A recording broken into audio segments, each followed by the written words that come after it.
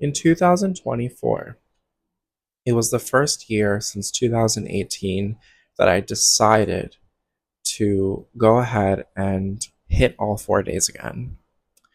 I just found a lot more value in the lineup this year to just, I was like, you know what? I don't need a specific artist that I'm centered to go and see, but like, there are people on this lineup that outside of a festival, I wouldn't make as strong as of an effort to experience. Um,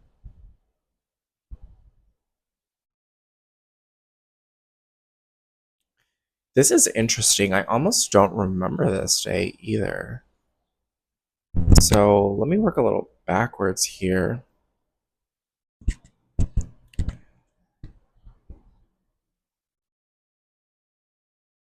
This was a very relaxed day for us. Um, it was actually more centered around Chapel Roan than anything. And I'm sorry, but at the time of this, it was amazing to be in it. And Chapel's music is still really great, but it is, for me, aging a little bit. I think she has a great voice, but I think that Chapel Roan's best music is honestly yet to come. And I think that's been proven with, her last single, and Good Luck Babe. Like, of course, they were like really massive hits, especially Good Luck Babe, but I really love Chapel for her ballads. Um, this day kind of just, I think, fell apart more than anything. I had already seen Jungle recently or was going to see them, and I wanted to make the effort to experience Kesha. I don't think that this was the final lineup. I want to say this adjusted because Tyler the Creator was canceled. He wasn't able to attend anymore, and it was replaced with Megan the Stallion. I want to say that they flipped Chapel Roan and Kesha's set, and that Chapel was put on at the same time as Jungle, and Kesha was moved to the more intimate stage. I think they could have made different decisions, but they did this last minute because Chapel had that spike in height and popularity that she did. She drew this absolutely insane crowd. And so we got there to experience Chapel. And I think we got there a little bit later after Tyla. Um, and so we didn't get to see Tyla. I know everybody wanted to see them. I would have loved to have seen D4 VD. And I think originally I had it in my mind to go see Jungle and then Chapel, but we were just with the demand, we already knew and anticipated that they were going to do this. And so we got there early enough and we did not get close to her at all. And in fact, I think we moved further back just to really enjoy it and just see her from a distance. But she threw on a great show. When we left her crowd, it was so overwhelming and demanding that in our progress to go and see Kesha, we were not able to. We were at a distance between like two or three songs and then we had to go. It was just the crowd was just too demanding, and the direction and traffic of everyone's walkway just would not allow us to get to the stage where Kesha was. So we stayed in the back. I think we got a drink, used the bathroom, and did all that stuff. And then really went to the ending of Labyrinth set and sat very far back. And this was just nice because we really just got to vibe and enjoy it. And that's all Labyrinth's music really is. It's just a vibe. And parted our ways to we split our group, and me and my friend went to go see Hosier. We went so late after this that like our view was so far, and he has such a beautiful voice and had such a beautiful setup, and I don't think I would ever spend my time to go see him outside of a festival, and it was really our opportunity to go see him then. I love a lot of his music, and all of his last songs that I really wanted to hear were played in the second half of his set, but the value at the time wasn't there. And so we left because we were hearing Megan the Stallion like directly in the back. Like we were so far back from Hosier that we were hearing her set, and if we turned around, could see everything that was happening. And it just looked like such a good time. And like, again, I would never go see her on my own time, but it just looked like, for the first day of Lolla and getting the energy going, like it just felt like the right decision. We got there and her crowd was so sporadic and sparse. Like everyone was just giving themselves room to dance. And we literally, by the time we got to meet up with the other half of our group, like she was already done with her set. And so it was just this really like opposite of the day that I was explaining with Charlie XCX, where like we began with chaos and then ended with this good spontaneity. This day we started with good chaos and ended with like a fizzled out like spontaneity.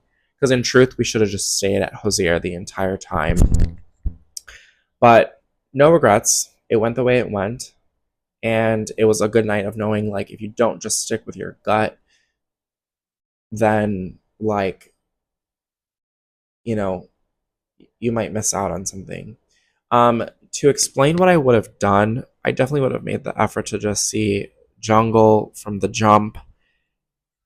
A Japanese house would be really nice to see, but again, they have to fall in my lap. I still would have made the decision to see Chapel if she didn't move, and floated around Labyrinth or Flow. Maybe splitting those two and then just staying with Hosier. So again, not too much would have changed for me. I could even argue that this day honestly could have maybe been missed in this experience, but I am glad that I went. Friday, August 2nd was another day that we really went. This was one of those days where we really made the effort to just stay, and this was with our other friend. Um, and it was really just me and her, so it was really nice because we just got to share this day, kind of me and her. We made it for a Victoria Monet set, and I actually had to meet her up, and I felt so bad because I was really late to this.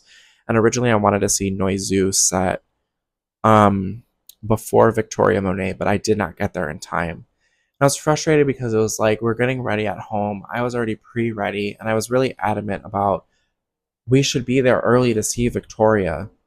But our friends that were staying with us were already so tired that they delayed literally getting ready. And then my partner was also feeling like, we don't need to get there so early.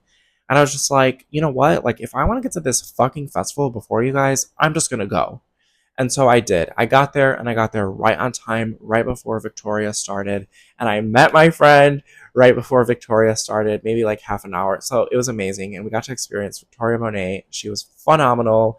I argue that she should have been longer. And this is what I'm saying: get rid of some artists, spread them out a little bit better, give them longer sets, breathe. Let people breathe during these sets. Um, Stayed for Renee Rapp, which really surpassed my expectations, but I still would never go like wait ahead of time. But we did it to go see SZA and see SZA so close and see SZA together. And our other girlfriend really met us and found us at for this experience. I would have done this day differently though, because I remember being in SZA, and actually this is the first time at Lollapalooza that I got so heavy in my head during a set because we all sporadically separated, and it just sucked. Because I made that decision to go early, we almost never all as a group met up this day, and it left me with a bad taste in my mouth. And of course, by the end of the night, like it was fine, but I left this day really sad because I didn't have my whole group with me, and I really would have liked the whole group at SZA. And like I didn't get to be with my partner, and SZA feels very romantic and very tied to me and my partner. So like it just kind of hurt a little bit. Um, but I still had such a beautiful time seeing SZA and experiencing it with my girls, and I still wouldn't have taken it away. I maybe would have just changed my mind and left SZA's crowd and maybe like went a little bit more back because I also had just seen her in the beginning of this year, and I could have afforded just splitting that experience. um I stand by my decision with maybe making an effort to go a little bit earlier this day. Even just to go and see Noizu's set a little bit earlier, and really just get that energy going. I wouldn't have changed my mind in seeing Victoria Monet, but I definitely would have left this set to go and see Faye Webster, check out Laufey's set with Chicago Philharmonic. That would have been so beautiful. And I do remember that being like a sacrifice to see SZA close. But after that, um, I maybe wouldn't have stayed at Laufey the entire time and just more so experienced her a little bit so that you could prepare to see SZA. And maybe pass through that first thing of Zed, but he's really a missable artist for me. And then made that effort to get to SZA like that hour 45 minutes before her set started, genuinely. And I think that just adding in those additional artists and walking around would have made for a more personalized experience, and made the day feel a little bit more worth it. Though Victoria and SZA, honestly, unforgettable. Saturday, August 3rd. Now, the biggest factor that happened on Saturday, August 3rd, was this is the first time that they started keeping the set time of DJs a secret. And I just felt like there was all this hype around Skrillex joining. And it gave me the vibe of when Coachella has that very last specialized DJ set. Like they did things like this for Tiesto, and they just did it for Anima this weekend. But I almost was like, oh my god, are they going to have Skrillex's set for the first time, like start at 10? And it was this just like Perry's and Friends Day lineup. But in truth, Skrillex just ended up being here. Um, and for nostalgia reasons, I had really wanted to go see him and almost contemplated cutting my day with the Killers. But as we discussed in the very first year that I experienced, the Killers felt very no brainer for me. So, what did we do? We got here really late this day. Um, yeah, we got here late this day. We caught that very last bit of TV Girl and then made our effort to go and see Ethel Kane. But we only seen half of Ethel Kane's set. Um, because I then went to go and see Romy fully. Romy was like who I was most excited for this day. And then after this set ended, I really thought I was going to go ahead and split my time to go see Deftones before the Killers. I ended up going to see the ending of Tate McRae. We literally did not see the girl on stage at all whatsoever. But I will say she's a great performer, and seeing her on the screen dance and do all of that, I just love a woman just having a good time on stage, honestly, even though I have a really hard time swallowing her music other than maybe like a handful of songs. Again, I don't think Tate McRae is genuinely at her music creating capabilities as she is in her star power, and everything else. She can sing. She's a great dancer, great performer, and does have the star quality of everything. Like, I just don't personally resonate with her music like that. Um, but yeah, it was fun. It was a good time. I will say, like, as a gay man, it was a good time for me. And this is where we split. Everybody went to Skrillex from here, and I went and met up with my other group of friends, and waited for the Killers. And we got to where I said was above the stage sound. So it's really like not having anything blocking your view in any capacity. And we really, really, oh my God, man, this was also the best time seeing the Killers ever. Um, and was a complete redo for me and my friend because we got to see them together again. And I think it just like really healed a part of us that day.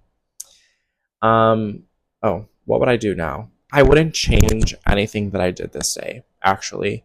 I would have gotten to see TV Girl a little bit earlier. I would have stayed through Ethel Kane's set and actually just caught the ending of Romy's. But I don't regret seeing Romy set at all. That was so much fun. I had such a good time. And this was the first year that my friend actually joined us from California. He used to live in Chicago and joined Lollapalooza this year. As much of a good time as I had at Tate McRae, I would have just bit the bullet and go to see Deftones and really get in that ambience, and seen the Killers. And I maybe actually would have decided to split the Killers to go see Skrillex, the ending of Skrillex. Um, but again, it's always situational. You never really know. Sometimes you make that decision day of, and sometimes those decisions have to be day of. If you plan too much, you're too much in control, something's going to go wrong, you're going to be disappointed. And you don't want that. Okay, this was a really fun day. Sunday, August 4th was one of the really, really, really fun Sundays of Lollapalooza. And what did we do?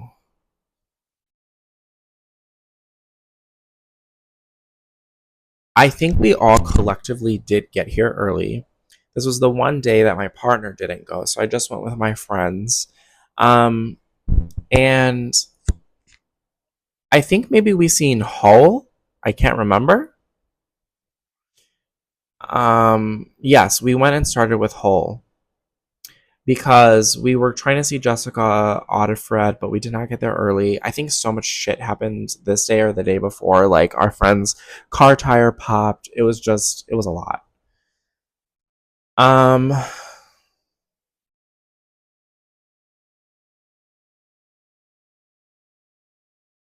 we went and vibed for Pierce the Veil. This was also one of my favorite concert sets like ever. They were just completely blew my expectations.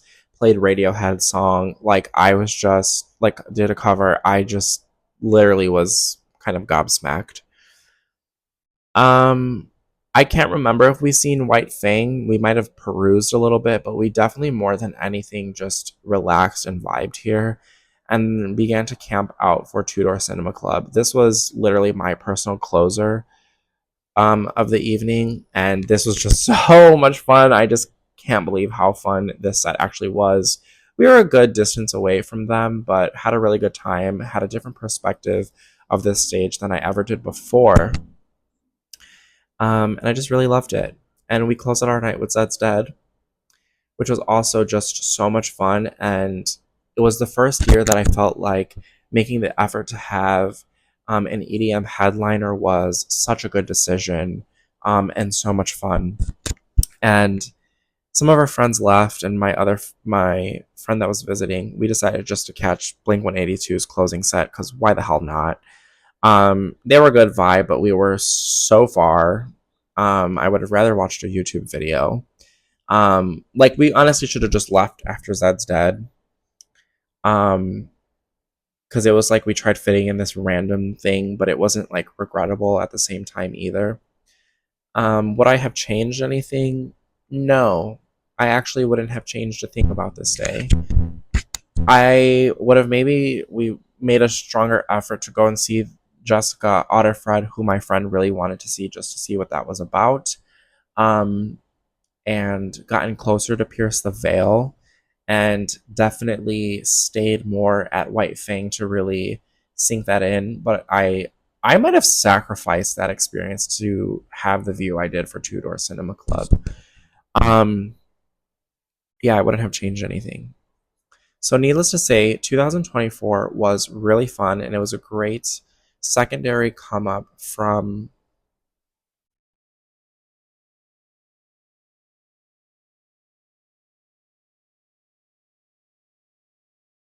Hmm, I never did these. Awkward.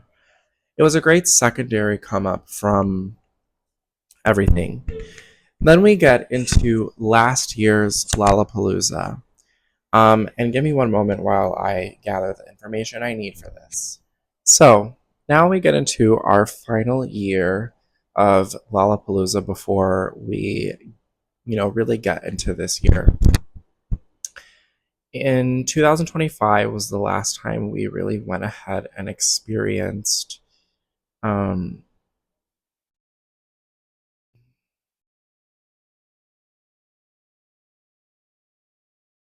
Here, I'm just gonna have to do it like this. Oh yeah.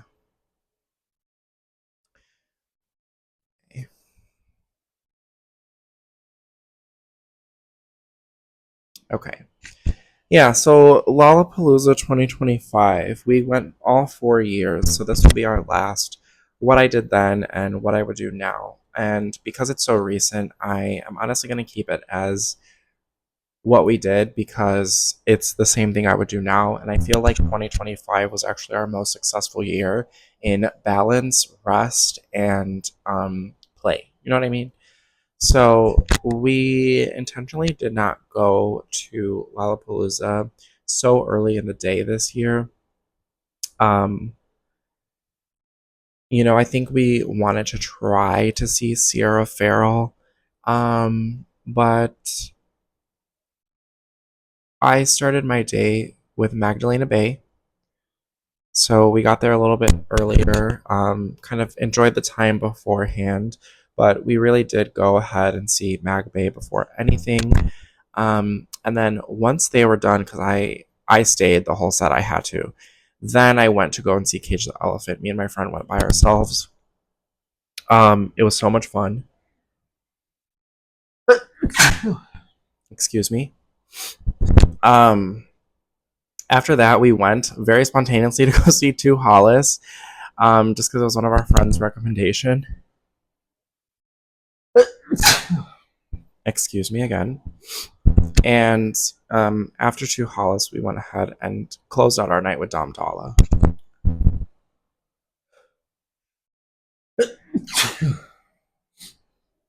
This really made for such a calm first day where we really just enjoyed our time beforehand. We went very with comfortable outfits, and I got to see somebody that was really on a couple people on my ballpark um, that I felt really strongly about seeing.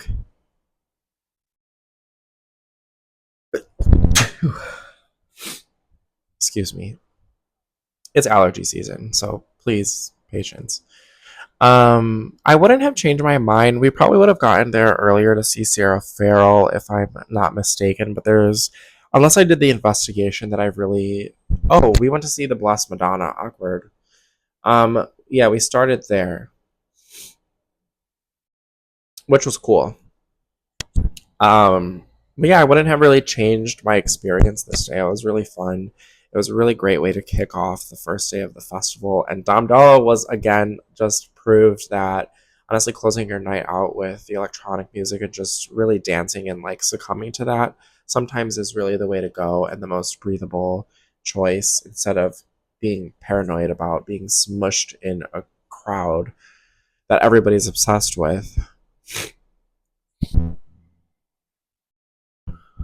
Um, this day, I think we also got there a little bit late. We didn't get an opportunity to see too many people, but we kind of just got there and split off, I think. I wanted to try to experience Raven Lene, but didn't get the opportunity. So my friend and I really waited for Foster the People after gathering our drinks and enjoying the morning. Um, I yeah, and then my partner went to go see T Pain, so he really got to experience that. After Foster the People, I met my other best friend for the ending of Dare's set, which was so much fun, also very spontaneous. And then I made my way over to see Joe's set, which was really nice. Um, Men still are very low effort, and please stop wearing tank tops on stage. I swear to God, a wife beater is not the only thing you can wear. And then split the rest of that time at ISOXO's set, which was so much fun. We passed by the Wallows. Finally, this was the year where we passed by the Wallows and got to be like, hey, like we seen them. I remember seeing all of the band members on stage, but we had the same experience we did with Kesha, where the crowd control wasn't there, and so we really couldn't get close to see him. So the effort was less. And we did close our night with Olivia Rodrigo, which was really nice. Um, we could hear Korn's set also happening in the background, which was really cool. And this is that secondary stage that they really announced really last minute of those artist highlights. So occasionally there are people in here, but I think I've only ever seen one person in passing here. I usually never get to see anybody in these backyard sessions. We left Olivia Rodrigo's set early though because we had an after show to attend to for Latin Mafia, which was all the way by where we lived, and somehow we made the effort to get to my house, change, and then walk over to the venue to see the show. This was the first day that I've experienced festival exhaustion, and I near blacked out at the Latin Mafia set to the point where I was like, guys, I'm leaving. And I left the crowd. Um, and I was going to go home, but I decided to stay. I leaned against the sound stage and I had a much more breathable experience. I was by myself, so I got to see the two artists that performed for the after show there, and we were close enough in home where I was just like, you know what, it was worth it. This was such a fun day. This day was entirely based around Marina. I suffered through Max Minown, and I try to forget this set so much, and I can't. Um, so we got here, did our thing. They all left. They did their own thing. I suffered through this by myself. And then they came and found me in the Marina crowd. I don't even know how my friends found me through the Marina crowd, but they did. We were so close to her. I wanted to be closer. I could never be close enough, but I was really close, and I'm very grateful for my experience. Um, After this, I think we left and we really rested in the park, and then caught that bit of Claro's set. I had no intention of going to see Claro, but this is what I'm saying. Like, there's room for spontaneity. We even had wanted to make the effort to go see Castriel and Paco Ambroso. We did not get the opportunity. After Marina, we literally were just like, first of all, baking in the sun. We only got to see the very last two songs of Dochi, and then kind of like floated around in this area as well and waited for Rufus du Sol. I really debated just being close to this set because I really did want to see this set super close, and then opted to just kind of enjoy it from the background. And I feel like it made for, again, a breathable experience, but I didn't get as much of the energy that I was looking for from this. So honestly, this is what we did. We got there, we separated. I suffered through Max Manown, which to this day is hands down the worst Lollapalooza set I've ever had to sit through for the sake of other artists. And it's just because he's a complete country boy and just like literally like country boy, I love you vibes, like very easy, basic lyrics. I'm not shitting on him as an artist, but I just could not understand why he was on the main stage. He could have been anywhere else. You could have put fucking young Miko. You know what? I'm angry about it. It's fine. Do I regret not like being able to get that view? No. But if I could do this day differently, I would. Actually, I would have made the effort to go and view Wasia Project because they were on my list and I didn't get to see them. Enjoyed getting to like be around the park. Um, we had a couple people who wanted to see Montel Fish. Some people wanted to see Naomi Scott. Regardless, I was going to get to Marina by 4 o'clock. And knowing that my friends were able to find a time to get to me, I would have just made the effort to maybe get as close as I could. Um, I still have no regrets about where I was, the view that I got, and the experience that we had. She was the highlight of my day, no matter what. But yeah, I think I would have maybe wanted to see a little bit of Flux Pavilion before her set. The stages are so close that it's possible. And gotten to see her. And then afterwards, I really would have, again, enjoyed that time. But this was such a day where like anything could have happened. Like I could have stayed for Dochi. I could have gone and seen Levity. I could have seen these people. I could have seen Claro. I could have seen nobody. So I would have continue to leave that up for interpretation. But I do think I would have changed and made my effort to see Rufus' soul much closer. Oh my God, New Dad. New Dad played this day. Oh my God, New Dad played this day. No, we started this day and I went and seen New Dad by myself. Amazing choice, amazing decision. After that, we did meet up and from here left, parted ways here. Don't remember what my friends did, but that was pretty much it. New Dad was amazing. So New Dad, Marina, and Rufus were the highlights of my day. Which finally brings us to our last conversation topic.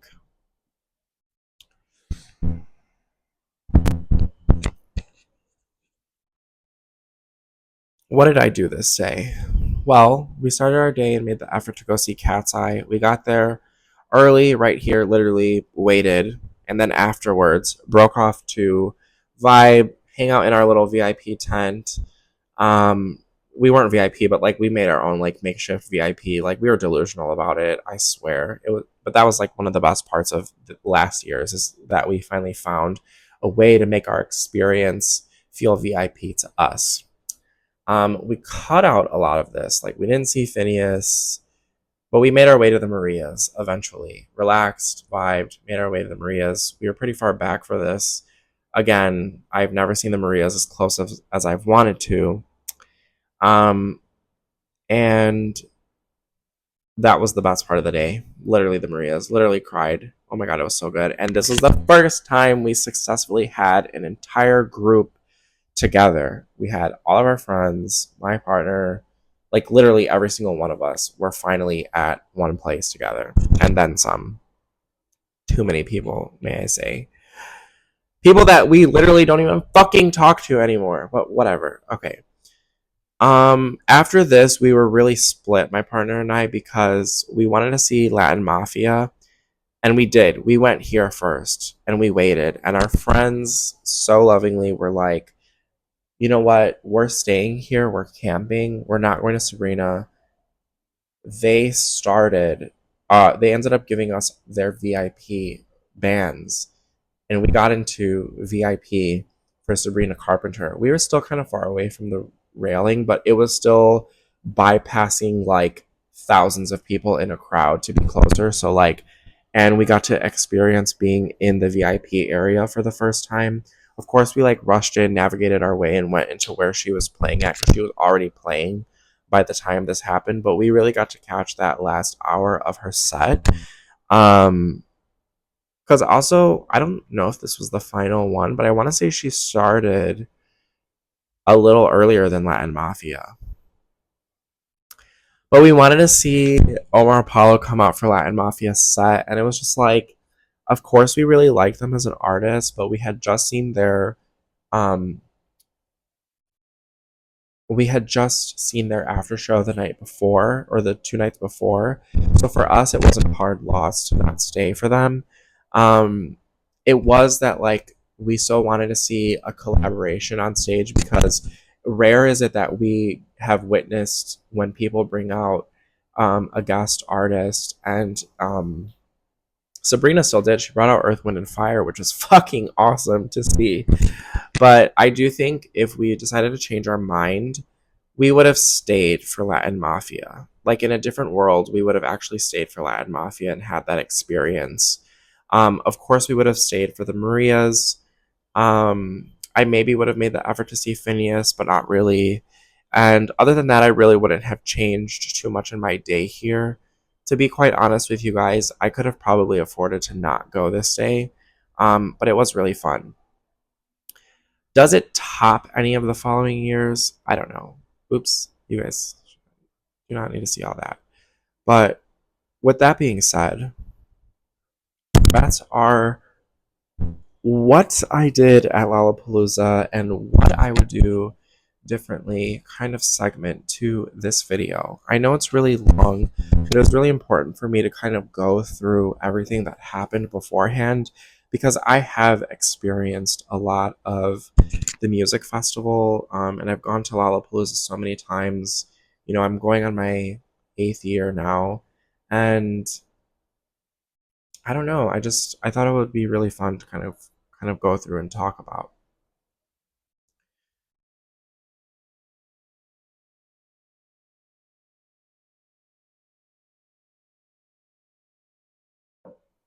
Okay. Lastly, it is 2026. This lineup is out this year, and it's the most excited I have been about Lolla in a couple of years. And it's strange because to most people, this would seem like a milk level lineup, but I think it has a lot of good nostalgia factor, um, good indie bands, and of course, it has a ton of new artists that I've never heard of. So, this is kind of what I've listed, before I've really gone on a deep dive of all of the artists playing within the Lollapalooza landscape. This is my initial day by day onset, and I'm not going on Thursday, so I'm not really creating a really giant focus on um, going this day and investing in everybody that's playing. It sucks because I would really love to see Empire of the Sun, and I would really love to see Lord and John Summit. I really enjoy Blood Orange. There's a couple of other artists on here that my friends know that I just know would probably be a really good vibe. But I would like to take this moment to formally introduce Lollaradio.fr. Lollaradio.fr is really a focus on the playlist that I'm curating. So, linked below, there will be the former Lollapalooza, the former years, um, attached below. Right now, it just has, the singular songs that really stood out in 2025 landscape. Continuing this conversation, we're going to pick up and actually curate that playlist together. I have made this decision that this first episode really is going to leave here just because it was so lengthy and it was a lot for us to get to. But in our next video and radio show episode, we're going to list out the ranking of these years and curate the former years playlist together. Um, and I would love for you guys to follow along. I would love for you guys to follow along. Um, Furthermore, Lollaradio.fr is a current thing as well. There is a separate playlist that has all of the years that I'm looking at now. So if you are going to Lollapalooza 2026, I will be there. Feel free to say hi if you recognize me. If you don't, because obviously I'm not famous or anything like that, no worries. But I am fully investing in all of the artists that are playing at Lollapalooza this year as research. I am a music lover. I go to the festival because I love music and because I love experiencing artists live. I don't enjoy being in crowds or anything like that. So or intaking all of these surrounding energies with me. But I will have tips and tricks in the coming conversations, and I really do hope that you guys enjoy this. So let me know who you're going to see. And with that, thank you for listening to episode 1 of Lollaradio.fr, and we will see you next time. Bye.